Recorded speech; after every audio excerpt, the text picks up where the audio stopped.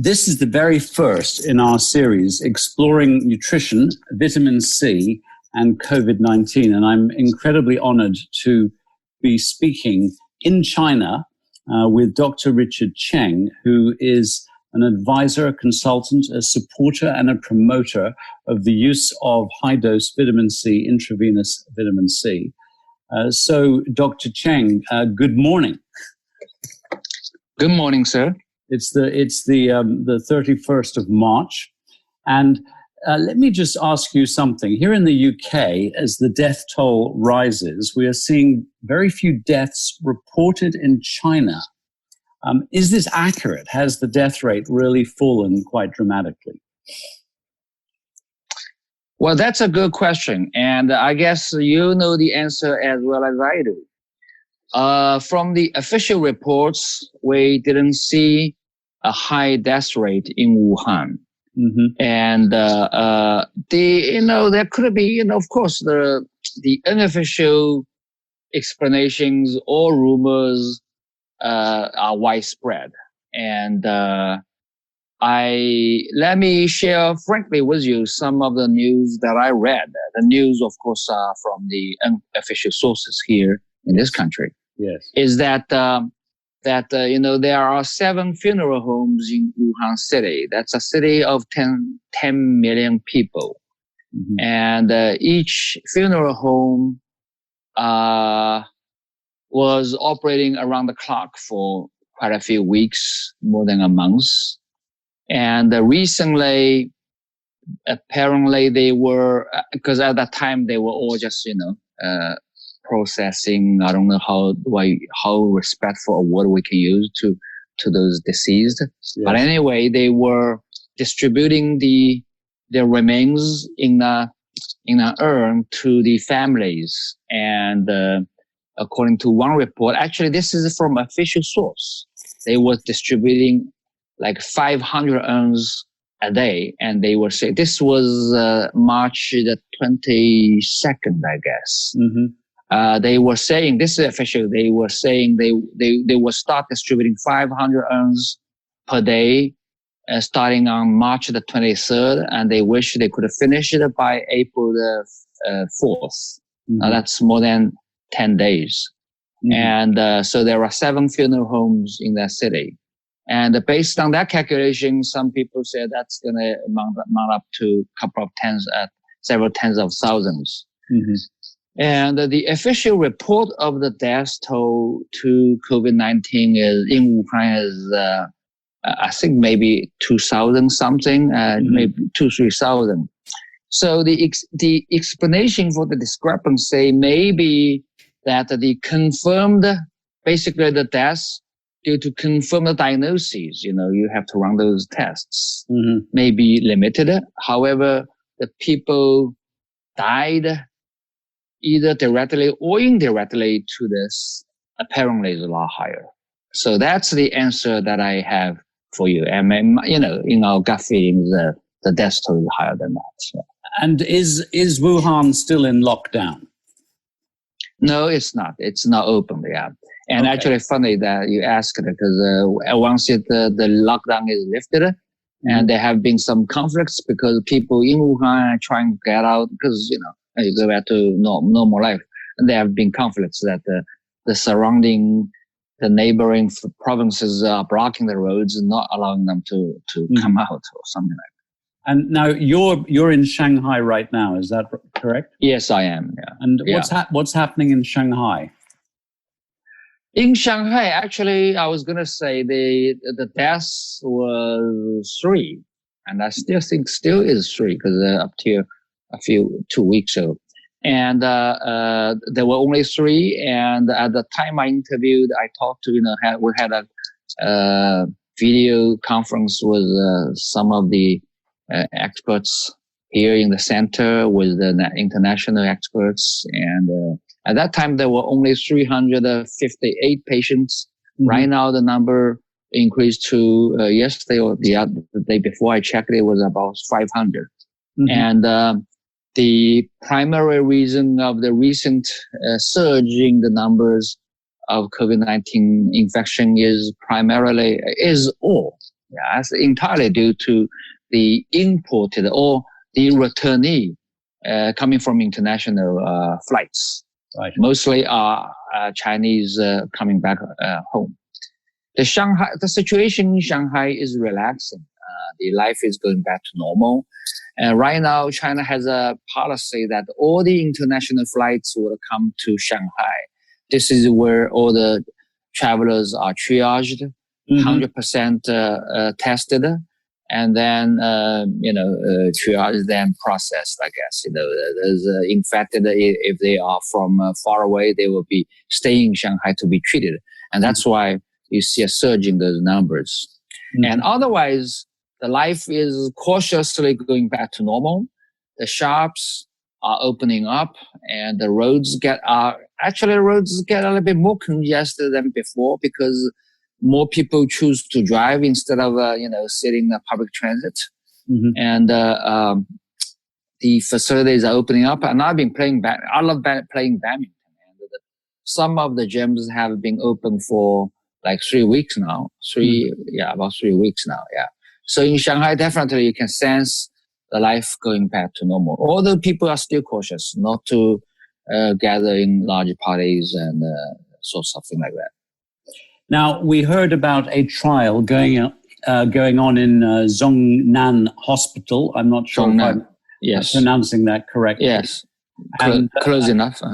Close enough. And also, we heard the very good report that you actually recorded from the doctor in Rijing Hospital in Shanghai, who's using intravenous vitamin C. Yes.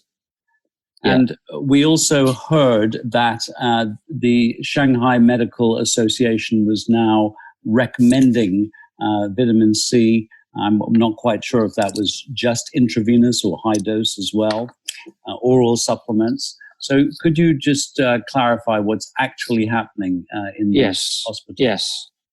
Actually, there are more than one intravenous high-dose vitamin C clinical trials in China. There are 3 government-sanctioned, at least 3 that I know of, government-sanctioned clinical trials. 2 were publicly announced. The third one was registered, but it wasn't announced publicly. And all these clinical trials I am intimately close with. And at least one of those trials I was involved deeply. Actually, by the way, I am part of an international high-dose IVC support team. And they call it, I'm the director, but I'm just organizing the efforts, promote these. And that's those 3. And also in Shanghai, yes, I spoke with 2 experts on the Shanghai expert panel, and they both corroborated the high-dose vitamin C usage. And Shanghai, yes, it is high-dose vitamin C, intravenously recommended in the treatment of COVID-19 in the Shanghai expert consensus, which is endorsed by the government and the Shanghai Medical Association and published in the Chinese Infectious Disease Journal. And what sort of doses? What sort of doses of vitamin C are being given? How long does the infusion last, and how many times a day is it being given? I presume this is the people who are in ICU or at least in some pretty serious respiratory conditions. Yeah. Now, first of all, I'd like to say not just Shanghai. About 5 days ago, recently, Guangzhou City. Guangzhou. There are 4 major cities in Shanghai, in China. Guangzhou is another one. Guangzhou in Guangdong Province, southern China, also made a similar recommendation in a similar title, basically Guangzhou Expert Panel Consensus on the Treatment Guidelines of COVID-19, which also includes high-dose intravenous vitamin C in the treatment. Now, back to Shanghai. The guideline didn't detail, it's a guideline. It's not a protocol. But according to my conversations with Dr. Mao and also Dr. Wang on the expert panel, every doctor may also vary a little bit, but Dr. Mao's team has been using high dose vitamin C. Mostly it's starting from 10,000 milligrams or 10 grams every 12 hours, either one time or twice. And so they basically use this approach to treat moderate to severe cases. And again, not mild cases. These are moderate to severe cases. So the moderate cases would receive probably 10,000 milligram IV over 12-hour period. And the severe ones will get an extra twice a day. Now, under certain unique occasions, for example, there's one case. This senior patient was deteriorating pretty rapidly. The oxygenation saturation was going down pretty quickly. So they gave him a 50,000, which is 50,000 milligram vitamin C bolus over a period of 4 hours. And they saw in real time while the IVC is dripping, they saw in real time the oxygenation saturation improves. And this patient eventually also healed and discharged from the ICU.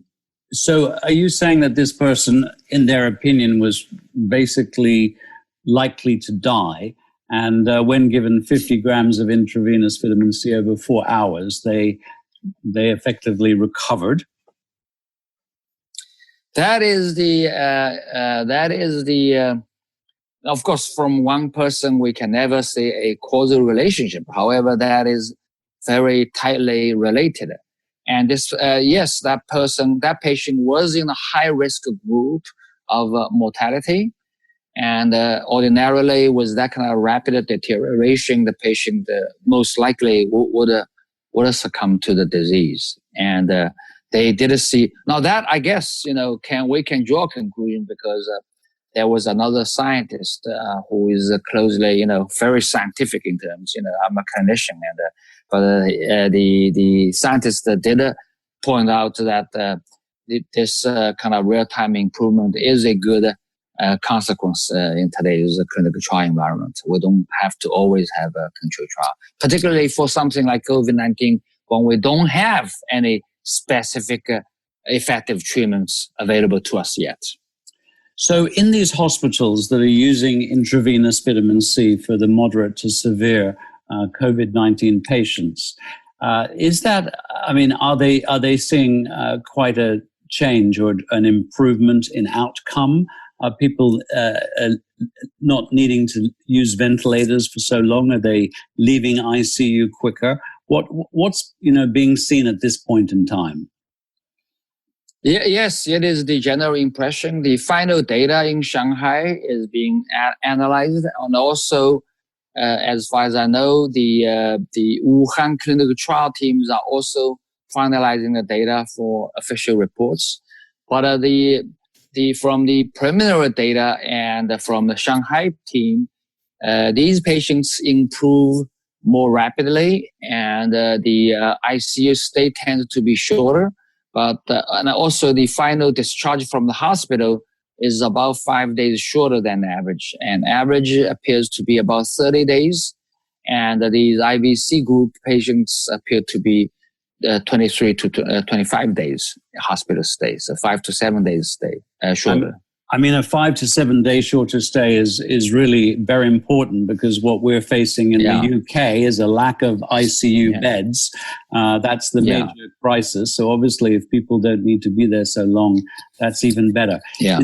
Is anyone using oral vitamin C, perhaps in less severe cases or in a build-up to an intravenous situation, or even with the intravenous vitamin C? Well, here I want to point out, and actually I'm particularly interested in the oral vitamin C, like you just mentioned, and I am not aware of any studies in the controlled trial study of this. But a couple of things. One is that early on, when this epidemic broke out in China, now turned into a pandemic, I and a team of other vitamin C supporting medical experts and scientists, we were calling, on many different occasions or on a daily basis, calling for high dose vitamin C. So eventually, you may know that Wuhan was the epicenter in China, and the central government here eventually called for help from all other provinces to support to Wuhan. And so I know at least in Shanghai and some other teams, they were packing vitamin C, oral vitamin C in their suitcases.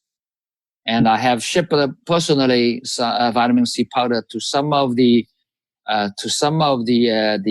volunteer or not medical supporters to Wuhan.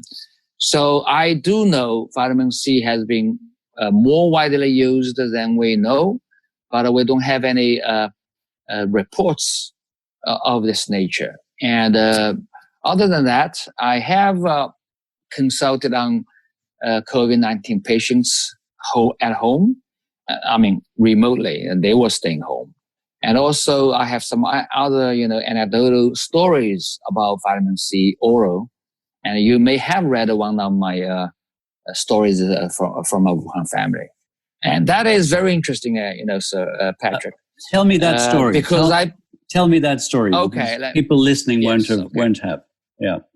Okay. Actually, now I have been, as you mentioned, I've been promoting vitamin C. I knew about Dr. Paulin's theory back in the 90s. And I remember, unfortunately, I can't find that book anymore. I was in my second residency because I did my medical residency in internal medicine in Shanghai. And then I went to the United States, did a PhD in biochemistry, molecular biology. And after that, you have to redo these residencies. So I was in my medical residency in the United States when I encountered the book. The title is a small book. And I remember it was sort of something, the truth FDA doesn't want you to know, or something like that.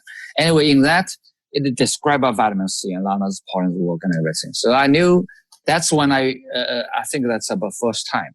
And so I had been taking low dose, like 1 or 2 grams a day. But last couple of years, from also molecular medicine, it's about 6 or 7, maybe close to 10 years. But in particular, I'm sure you know Dr. Thomas Levy and Michael Gonzalez.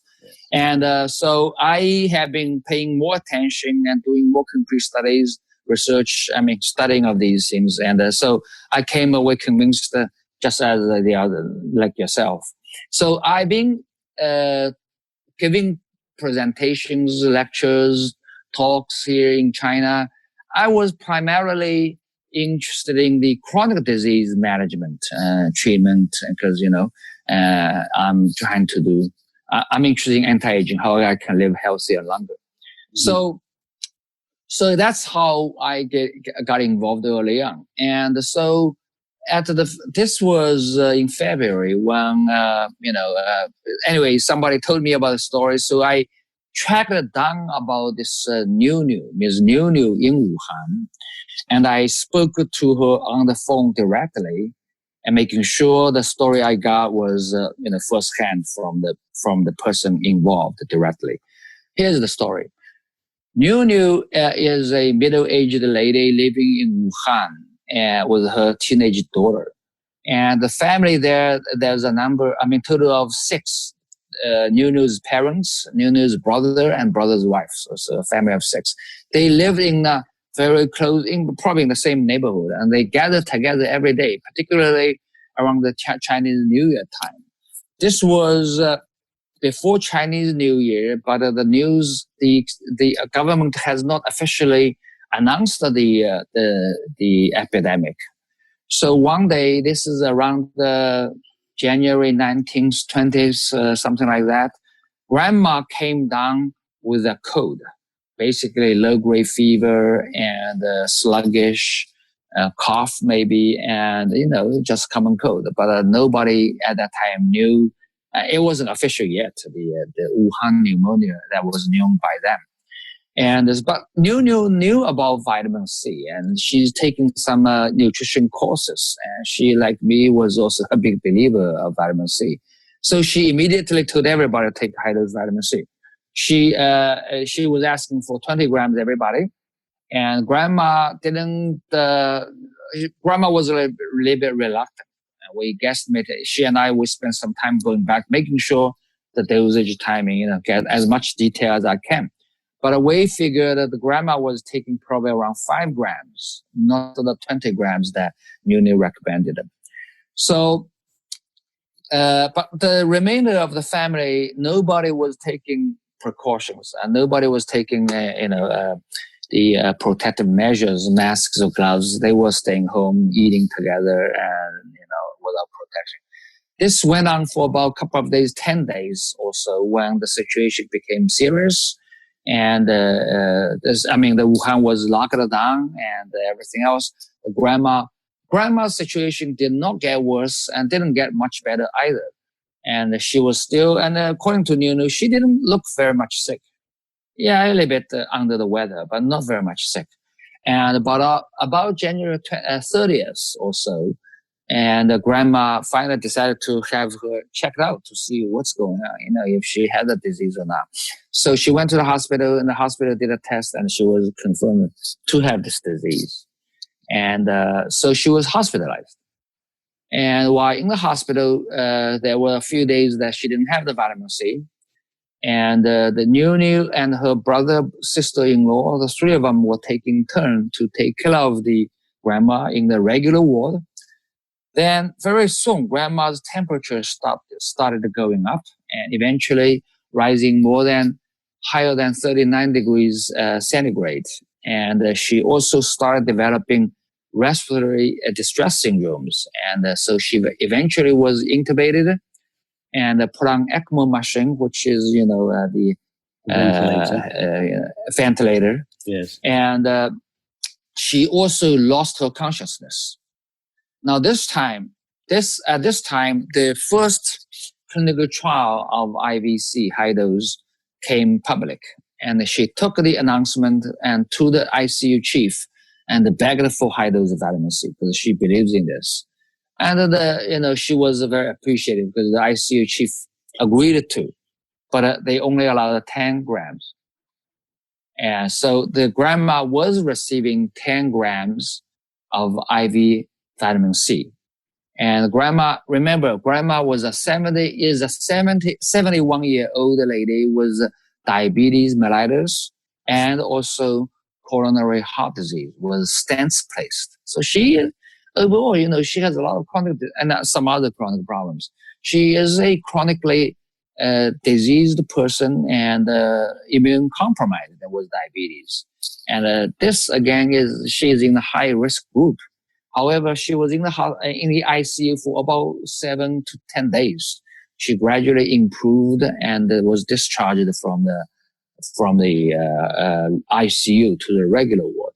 Now, this is in Wuhan. The medical supply situation at that time was short, with too many patients. There's very high death rate, as we discussed earlier. Mm-hmm. So this is again only one case, but given the other case reports or clinical studies in the literature and the basic research, I would say vitamin C helped her. But actually, very interesting. The other part of the interesting side of this story was that Nunu and the other 2 middle-aged members of her family were taking turns to take care of her in the hospital. The hospital by this time, was only for COVID-19 patients, no other patients at this time. And they didn't have the spacesuit-like protection, like the other medical staff had. They were only wearing a mask and a pair of gloves and nothing else. And none of them, not only that, none of the daughter, teenage daughter and the grandpa at home caught this infection. Now that is also a little bit unusual because, COVID-19 came to close contact. It's very highly, this is one of the problems with COVID-19, as we all know, is that the virus infection itself is not that scary compared to other viral infections. Every year we have people dying of influenza. And so does COVID-19. But the key problem here is it spreads much too fast.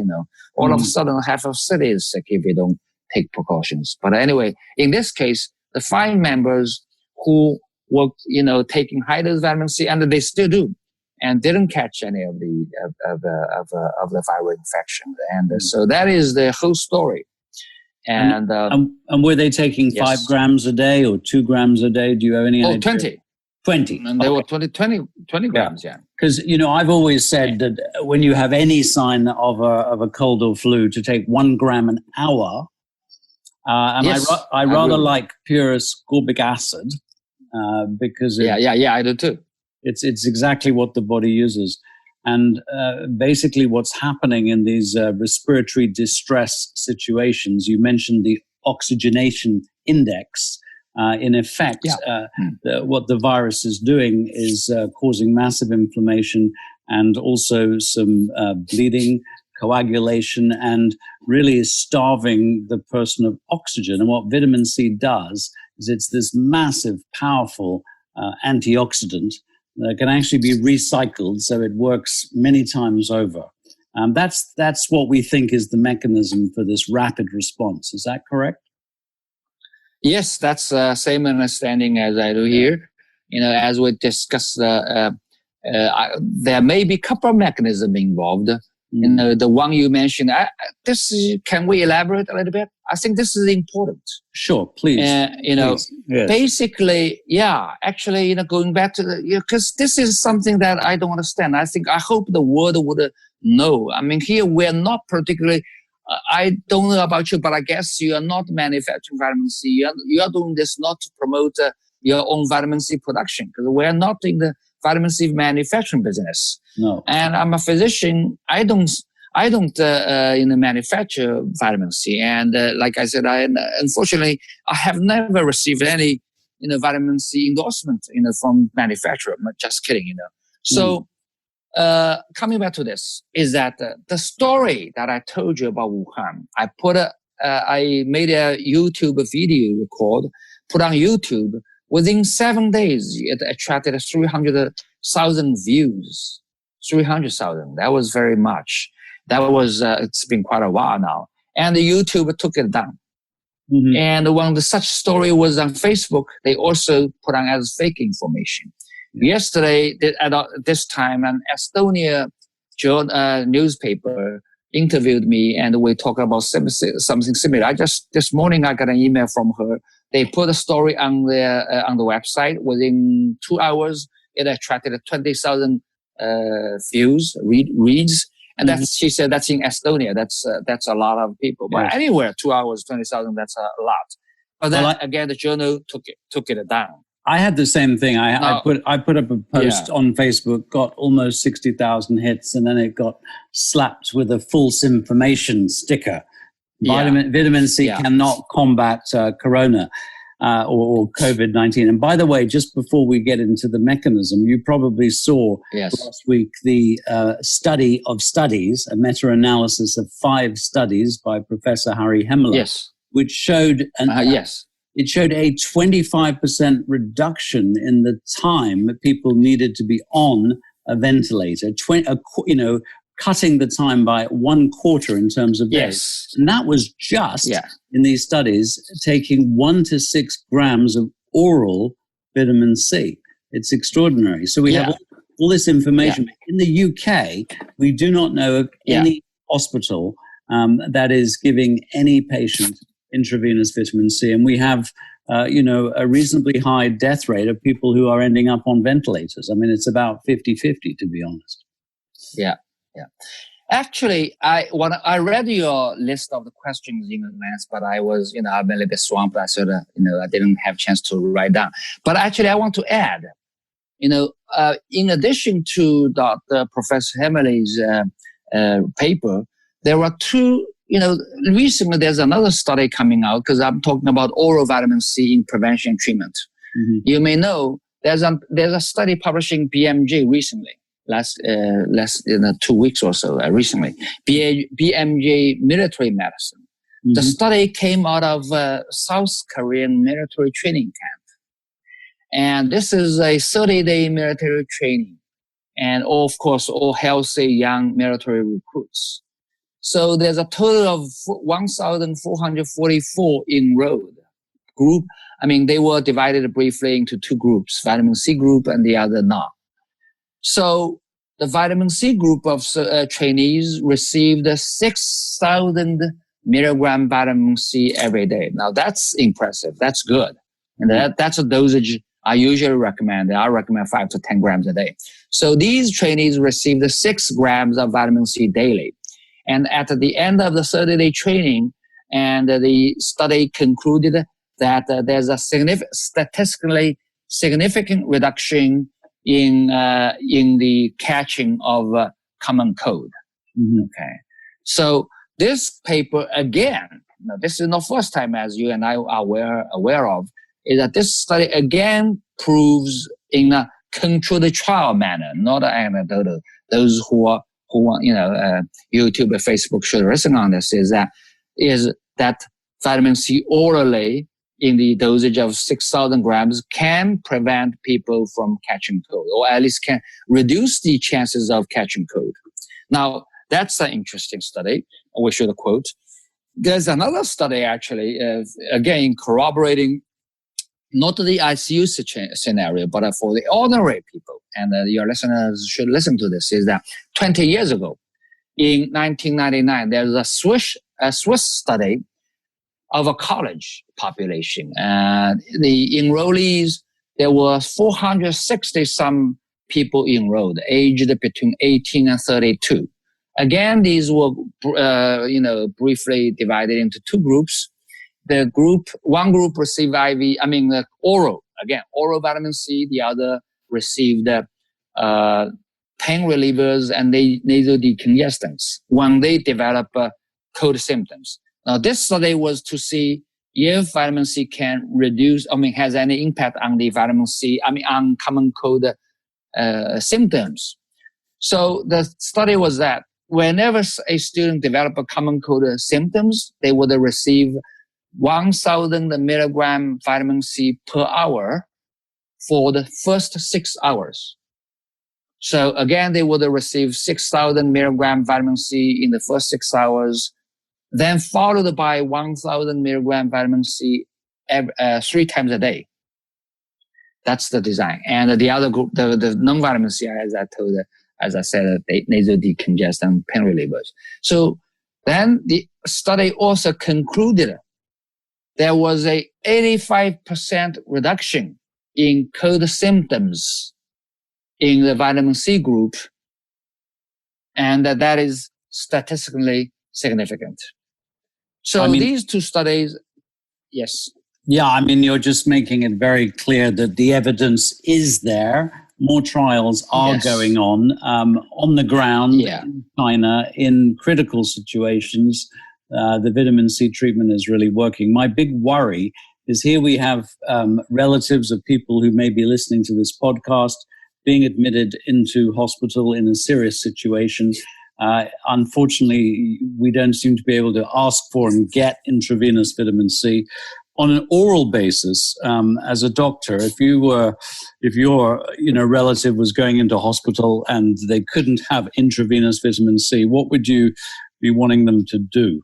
Go in with some vitamin C, take it every hour, that's the recommendation. I think we're in the same boat. And so Joy, we're not going into the detailed research. There's abundant evidence in the literature, and I always point out, if you search PubMed, the world's largest medical library hosted in the National Library of Medicine in the United States, there are over 65,000 peer-reviewed journal articles on vitamin C. And I'm not aware of, if vitamin C is not the most studied, at least it is one of the most studied molecules in our body. Okay, so there's tons of research. Anybody who says there's not enough research, they just haven't read enough. Okay, so let's draw from those two conclusions. The Dr. Hammer's paper, and along with other papers showing that a high-dose IVC can shorten the ICU stay And that's significant. But also for ordinary people like you and me, I would recommend 5 to 10 grams of vitamin C daily in divided doses. At least 2 times a day, in the morning and night. That's convenient. If you can spread into 3 or 4 times, that's even probably better. But if you have a first sign of an infection, common cold or whatever, COVID-19 or not, take a lot of vitamin C. This is how I advise. Everybody, we are all very similar. Basically, our recommendations are very similar. But I would usually like to recommend, first of all, load up yourself with 5 or 10 grams, just at one time. Load, and then every hour you would take 1,000 milligram in the waking hours if you can. 1,000 milligram every hour to the degree of power intolerance. One of the inconvenient side effects is the watery diarrhea, which is not bad. Usually no crampy. Definitely not very painful. And so it's controllable. You can reduce the vitamin C. So basically, take enough vitamin C to your bowel tolerance. So, just when you reach bowel tolerance, just reduce the dosage a little bit so that you don't have that frequent, watery diarrhea. And when you're awake, try to take it. And, take it as long as you need until you recover from this. And after you recover, you still want to take it, you can reduce the back down to like 5, 10, 15 grams a day. And that is what I recommended. And over the past couple of years, when I apply this approach to all my patients, children to seniors, of course, we had only common cold usually. Usually when you do this, even when they have fever, the fever will be gone by the night, and the cold symptoms usually recover in 2-3 days. Now, we have this tremendous resistance in the UK. There is this sort of mindset that vitamin C really does nothing. The truth is all products have sold out. The sales are at least 5 times higher. So enough members of the public who know this. But if you ask any medical authority, they say, it's all disproven, etc. What is it, do you think, that's allowed things to move forward in China? How have you just not had this resistance in the past? What is it that has allowed this, I could even say revolution in bringing vitamin C into medical treatment of flu? What's allowed that to happen? What can we learn to see the same thing happen in the UK? Yeah. Those are very important questions. Actually, I want everybody, listeners, and hopefully we can get some politicians, medical leaders, industrial leaders to think about this. Is that when we are combating this COVID-19, the worldwide pandemic, which I have never experienced myself, I suppose none of us alive, very few of us alive today, experienced anything like this before, except the World War II probably, is that we are facing this huge pandemic resulting in panic, citywide, nationwide, now worldwide lockdowns, and causing wreaking a major havoc worldwide. Why are we so worried about this inexpensive, safe vitamin C? Why are they so busy taking down these, reports or videos on something that is so benign and so inexpensive? I don't get it. I don't understand why. My opinion, I think, when we are facing such a tragedy without apparent effective treatments, shouldn't we all work hard, think hard, look for anything that may be of help to treat this disease? Or we should embrace anything. It's not like you have 10 effective magic treatments out there and then we're trying to show something else and they say, no, it doesn't work. You don't have anything better. When you don't have anything better, shouldn't we try everything? Chinese medicine or any other medicine, right? So that's something very disturbing. Of course, I agree with you. And I've been in this field for over 40 years. And I have to say, I reached the conclusion that it's basically about money. You cannot patent. You cannot patent vitamin C. The first person I work in the field of Alzheimer's, where we already know that high dose vitamin B12 with sufficient omega-3 can have an extraordinary effect. It's cheap. It's proven. It's a very serious condition. People are dying, all over the place from dementia who don't need to. And yes, but it's not patentable. So there's this mad scramble right now to find a drug, and of course, in due course, a vaccine. I'm not against vaccines. If there's an effective vaccine, that's very good.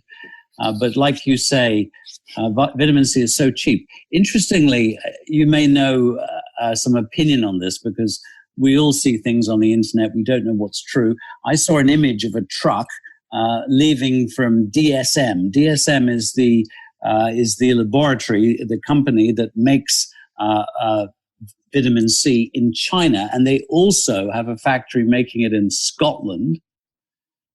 So I saw a picture of this truck apparently delivering vitamin C up to Hubei province, Wuhan. Yes. And I was told it was 5 tons. I worked out that would treat 100,000 people. It's so dirt cheap. We have a factory here in Scotland. I mean, if you do the maths of this, here the big message is protect the National Health Service by not getting infected because the National Health Service can't cope. But of course, the best way to protect the National Health Service is to have less people needing to go into hospital. And the cost of vitamin C is so ridiculously cheap compared to the cost of this disruption. Yeah. Yes, Patrick, I absolutely agree with you, and I'm glad you spelled it out. So actually, here is the situation is that on vaccine and the specific drugs, I have a few comments here. Yes, our goal is to protect people from getting sick. Now, facing this COVID-19, I hope we can put the money aside and try to save the world first, right? And that should be our priority. Now, I want to go a little bit further. Think about this, is that like you, I'm not against vaccine. And I hope we have a vaccine today. We can vaccinate, the worldwide people, at least maybe more than half of it to stop this pandemic. But unfortunately, we don't have it here. Now, I'm not a vaccine guy. I'm not a epidemiologist, public health. I never really thought about these things before. But now this time comes around because it affects everybody one way or another, whether it's COVID-19 or economy. So think about it. Vaccine only happens after an outbreak happens like this. Now, I'd like to give you some numbers. If you look on the website, on the Wikipedia, I counted around 70 epidemics in the 200 years spanning from 19th to 20th century. Out of those 60, 70 epidemics, there were 14 of them caused more than 1,000 fatalities. Okay. Now, going to 21st century. We are barely into the 2020. So we got only 19 years or 20 years in the 21st century. I already counted 40 some epidemics with 11 of them causing more than 1,000 fatalities. So think about this. Epidemic or pandemic causing 1,000 deaths each. They were 14 in the 200 years before. And now there are 11 such epidemics this century. So this is not too scientific, but it's pretty straightforward to me. It's an increasing trend. Okay. So the fact appears to be that there will be more and more epidemic right now. Okay. Now, the reason for that, we don't know, and I don't venture to guess. The question is, how are we going to deal with this? We don't have to think very far. Have we ever got a vaccine in the middle or at the beginning of an outbreak like this? The vaccine was available to stop an ongoing epidemic? No, never. Not to my knowledge. This century, the SARS in the 2003 and the MERS was at 2012, 2013. Ebola and or other, these epidemics, we never had a vaccine in advance or in the middle of an outbreak to stop it. Will we ever be able to produce a vaccine in the future as soon as the epidemic started? I doubt it. Because we all know vaccine development is reactionary to an outbreak. And as we all know this time, that when the COVID-19 broke out, the Chinese government didn't recognize it early on. There was a few weeks delay. By the time we reacted, it already spread definitely in Wuhan city and into other cities in the world. And now you see it is that the worldwide leaders didn't take it quite as seriously, like the debates right now going on in the United States. People blame Donald Trump for a little bit delayed. Well, because again, people don't really think that's going to be as serious. But by the time you recognize it, it's too late. It is so fast. So only when people recognize the importance, then you start doing research, vaccine sequencing, vaccine R&D. Well, we all know vaccine R&D takes time. I don't know, average that people say 2-3 years. But right now, it looks like we are not going to have a vaccine of wide scale. Think about it. To immunize, to stop this thing, you have to immunize a lot of people. We have 7 billion people worldwide. And, from the UK's early on, the mantra, you probably need to vaccinate, more than half of the people to stop this thing from going. That we're talking about 4 billion doses at least. So what I'm saying is that I do not see vaccine to be there anytime soon to help us to fight the COVID-19. And this time is like this. The vaccine has never stopped an ongoing pandemic in the past. And I don't see in the foreseeable future that vaccine will be able to be rapidly researched and developed and manufactured for us to stop an ongoing pandemic. Now, this is very important. I want people to understand, do their own homework. Well, I think the vaccine strategy is good, but we should be doing that, see how we can speed up. But the process of clinical trial, these things, you cannot avoid this. So it is going to be slow. We need to think differently. We need to find other ways. Okay. Now, when SARS broke out, we didn't have a vaccine. When MERS broke out, we didn't have a vaccine. When COVID-19 broke out, we still didn't have a vaccine. We don't have a vaccine. Let me ask everybody, the listener, do you think we will have a vaccine next time when COVID-30 or whatever broke out? Will we have a vaccine? No. If we do not change ourselves, if we do not change the way we think, we, allocate our efforts and money, resources, we will be the same like today. We will be still scrambling, panicking, So we need to research other non-virus specific approach. The vaccine is good, again, but it is a virus specific. That's a problem. Yeah, you have to develop a unique drug. However, we shouldn't, that apparently is not going to work very much. And as I said, now we need other methods, and vitamin C is one such method. We've got plenty of scientific evidence in the literature, in the clinical medicine, in a clinical study setting and case treatment setting. That's good enough. I think we should really pay more attention on vitamin C and other nutrients, also molecular concept or anti-aging functional medicine approach to develop a universal, non-virus specific approach. I tell you, sooner or later, another epidemic or pandemic will happen. When that happens, we'll have it ready.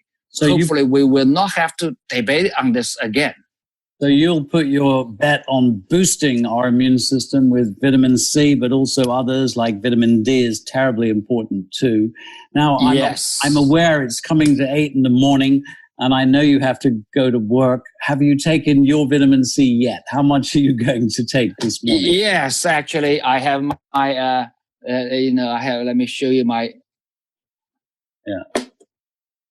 Now, for those who are here is my, listening, you won't see it, but I'm seeing the vitamin C. Yes, you've got a drink. Yeah. Yeah, that's my bottle right here. Okay, and, very good. Yeah. And how much vitamin C have you got in your bottle? Actually, I usually put in we have a 5 milligram scoop. Yeah. Usually I put in like one and a half. So maybe 7-8 grams. I do it twice a day. Okay. And I take some other, nutritional supplements that also has some vitamin C in it. And, that's how I deal with it. So you're drip feeding it through the day by putting the powder in the water. A teaspoon is about 5 grams. It's about 5 grams of vitamin C. So you've got about, a good 10 grams there dripping in over several hours. Yeah, that's right. And also 2 days ago, me and my parents, and my sister here too, we're all in our parents' house, and we all got a 20-gram IV. 20 gram. Yes. And I use it for anti-aging. Now, again, none of us are sick. Okay, we're all pretty healthy. So I did that. We do it regularly, and I want to show people: do not afraid. Think about 20 grams. That's the dose they give those patients in the hospital. Yes. I'm doing this to average people. Vitamin C. There's no need to be afraid of. It's very safe, and there's very few side effects. Mm-hmm. Even when it happens, it's very transient, very mild, not big deal.